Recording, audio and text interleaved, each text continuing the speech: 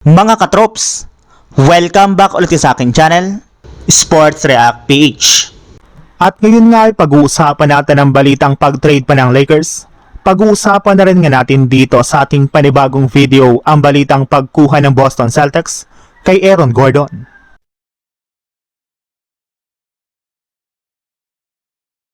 Inamin na nga po mga katrops ng isang NBA insider mula sa Lakers na hindi pa nga daw po tapos ang kanilang front office sa paggawa ng move at pagtanggal ng kanilang mga players ngayong offseason. Balak na nga daw talaga ng kanilang team na tanggalin ang halos lahat ng kanilang mga datihang players. At this time nga po ay plano na rin naman nilang i-trade sina Jake LaRavia, Jared Vanderbilt at maging si Dalton Knecht. Ititira na lang naman nga po ng Lakers sa kanilang lineup ang kanilang dalawang batang player na sina Bronny James at Ado Thiero.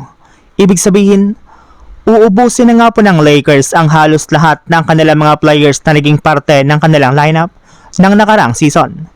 Literal na babaguhin na nga po nila ang kanilang roster para kina Austin Reeves at Luka Doncic. Pero hindi rin naman nga po nila basta-basta na matatanggal sina Jake LaRavia, Knecht at Vanderbilt dahil kakailanganin muna nga po nilang gamitin ito sa isang trade para makakuha ng bagong player kagaya na lang ng kanilang hinihintay ngayon na si Jonathan Kuminga. Samantala, punta naman tayo sa ating sunod na pag-uusapan sa balitang pagkuha ng Boston Celtics kay Aaron Gordon. Isa nga po mga katrops ang Celtics sa mga pinaka naging aktibong kupunan ngayong offseason sa pagkuha nila kay Paul George sa isang trade mula sa Philadelphia 76ers at ang pag-sign nila ng ilang mga veteran players na sina Mike Conley at Mitchell Robinson sa free agency market.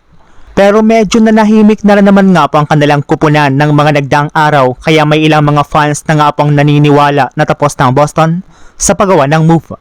Meron na rin naman nga po silang solid na lineup ngayon na kayang makapag-compete sa East sa susunod na season. Subalit ayon nga po sa isang NBA insider, malabo nga daw po na maging kontento ang Celtics sa kanilang kasalukuyang lineup dahil plano pa rin nga po ng kanilang team na magpalakas sa mga susunod na araw. At this time nga po ang target naman nilang makuha ay si Aaron Gordon mula sa Denver Nuggets. Ikinumpirma na nga po ng isang insider na personal na nga daw pong nakipag-usap ang front office ng Boston sa Denver Nuggets kung papaano nila makukuha si Gordon sa isang blockbuster trade.